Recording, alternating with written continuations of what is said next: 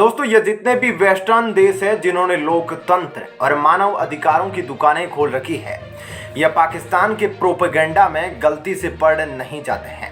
यह गलती से भारत को टारगेट नहीं करते हैं, बल्कि यह जानबूझकर भारत के खिलाफ कैलकुलेटिव मुंह चलाते हैं। दोस्तों अमेरिका ने अचानक अपनी पॉलिसी में स्विफ्ट लाकर पाकिस्तान में नियुक्त अपने एम्बेसडर को पीओके भेजकर इनडायरेक्टली कश्मीर में दखल देने की कोशिश भी कर दी है। दोस्तों अब अमेरिका के बाद लगता है कि जर्मनी से भी कश्मीर मसले के ऊपर बिना कुछ बोले रहा नहीं जा रहा। दोस्तों अब जर्मनी ने भी भारत को कश्मीर के ऊपर टारगेट करना शुरू कर दिया है। पिछले कुछ सालों से भारत और वेस्टर्न देशों के टाइज काफी मजबूत हुए हैं। दोस्तों डिप्लोमेटिक और इकोनॉमिकली तरीके से भारत वेस्टर्न और यूरोपियन देशों के करीब आता जा रहा है। और दोस्तों जो भारत को एनर्जी और मोमेंटम वेस्टर्न देशों के साथ मिला है वह इससे पहले नहीं था। और दोस्तों जो बॉन्डिंग हम भारत और अमेरिका के साथ बनाते जा रहे हैं वही सेम बॉन्डिंग हम रसिया के साथ एंजॉय करते हैं। लेकिन दोस्तों रसिया ने भी कभी भी कश्मीर के मसले पर आज तक कभी दखल नहीं दिया है। जब कभी भी फॉरेन मिनिस्टर या रसियन अधिकारी के सामने कश्मीर का मसला उठाया गया तो हमेशा रसिया के राष्ट्रपति ने यह बोला है कि यह भारत और पाकिस्तान के बीच का मैटर है, इस पर हम कुछ नहीं बोलेंगे।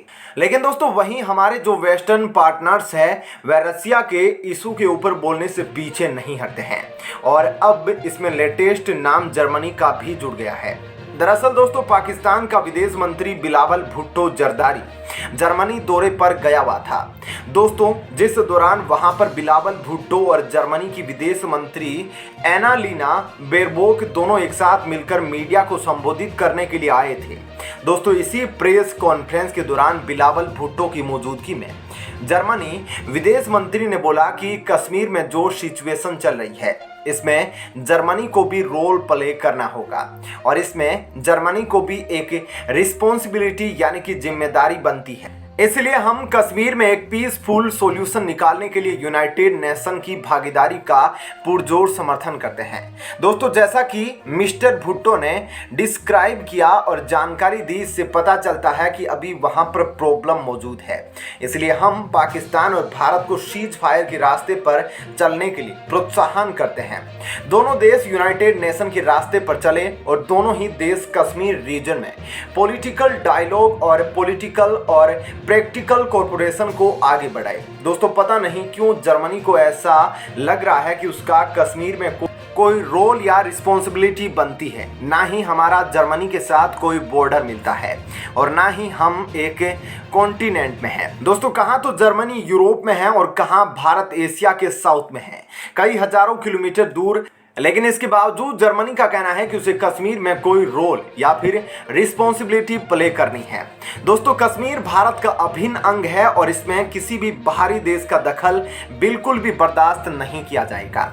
इसलिए जर्मनी के इस टॉपिक के ऊपर कमेंट करने के बाद भारत ने 24 घंटे के अंदर ही जर्मनी को इसका जवाब भी दे दिया है। दोस्तों रिपोर्ट के मुताबिक भारतीय विदेश मंत्रालय के प्रवक्ता अरिंदम बागची ने जर्मनी की निंदा करते हुए कहा कि ग्लोबल कम्युनिटी यानी वैश्विक समुदाय के सभी गंभीर और कर्तव्यनिष्ठ सदस्यों की इंटरनेशनल और क्रॉस बॉर्डर का मुद्दा उठाने की भूमिका और जिम्मेदारी बनती है।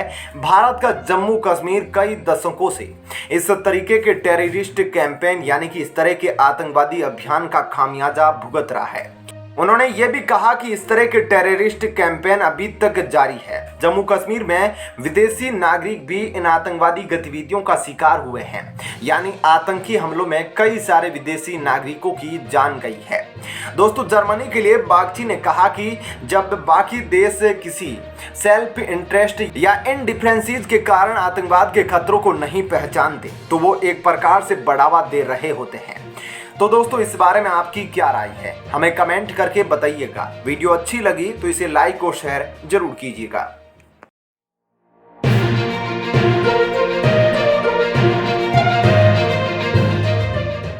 दोस्तों इस समय भारतीय विदेश मंत्री एस जयशंकर विदेशी दौरे पर है।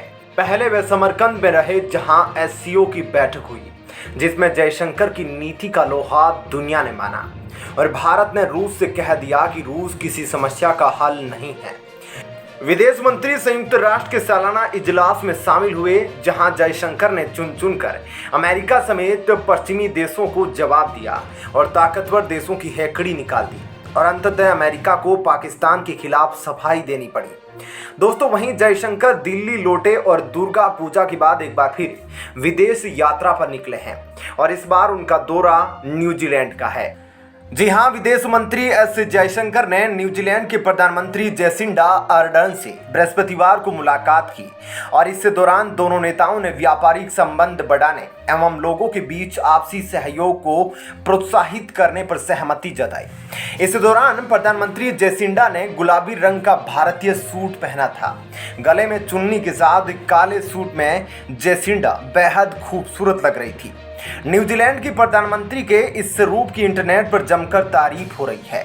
न्यूजीलैंड का भारतीय समुदाय उन्हें भारतीय परिधान में देखकर भाव विभोर हो उठा।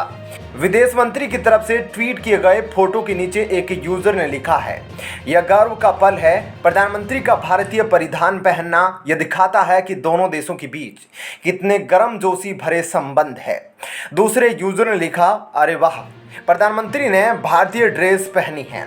तीसरा यूजर लिखता है, प्रधानमंत्री जेसिंडा गुलाबी सूट में बेहद सुंदर लग रही है।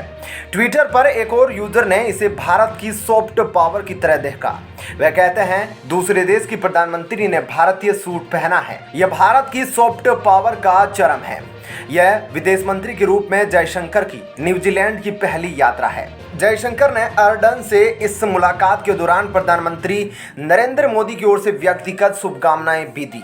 जयशंकर ने ट्वीट किया, न्यूजीलैंड के प्रधानमंत्री जेसिंडा अर्डन से मुलाकात करके खुशी हुई। प्रधानमंत्री नरेंद्र मोदी की ओर से उन्हें शुभकामनाएं भी दी। दोनों नेताओं ने द्विपक्षीय सहयोग गहरा करने पर भी चर्चा की। उन्होंने कहा, व्यापारिक सहयोग बढ़ाने और लोगों के बीच आपसी संपर्क को प्रोत्साहित करने पर सहमति जताई। जयशंकर अपनी यात्रा के दौरान अर्डन के साथ एक कार्यक्रम में हिस्सा लिया, जिसमें उस देश में अभूतपूर्व योगदान देने एवं उपलब्धियां हासिल करने वाले भारतीय समुदाय के लोगों को सम्मानित किया गया। विदेश मंत्रालय ने बताया कि दोनों नेता न्यूजीलैंड में भारत के आज़ादी के अमृत महोत्सव कार्यक्रम को प्रदर्शित करने वाली इंडिया एट 75 डाक टिकट को जारी करेंगे। इससे पहले विदेश मंत्री एस जयशंकर ने न्यूजीलैंड की अपनी समकक्ष नानाया महूता से बृहस्पतिवार को हिंद प्रशांत और यूक्रेन संघर्ष जैसे अंतर्राष्ट्रीय मामलों पर चर्चा की। जयशंकर ने बैठक के बाद ट्वीट किया, न्यूजीलैंड की विदेश मंत्री नानाया महूता के साथ आज दोपहर गर्मजोशी से भरी उपयोगी वार्ता हुई। एक दूसरे की परंपरा एवं संस्कृति का सम्मान करने वाले दोनों समाज बेहतर समकालीन संबंध बनाने की कोशिश कर रहे हैं। उन्होंने कहा, हिंद प्रशांत और यूक्रेन संघर्ष जैसी अंतर्राष्ट्रीय चिंताओं के मुद्दे पर विचारों के आदान प्रदान की सराहना की गई। हम संयुक्त राष्ट्र और राष्ट्रमंडल सहित बहुपक्षीय मंचों पर एक साथ काम करने को महत्व देते हैं।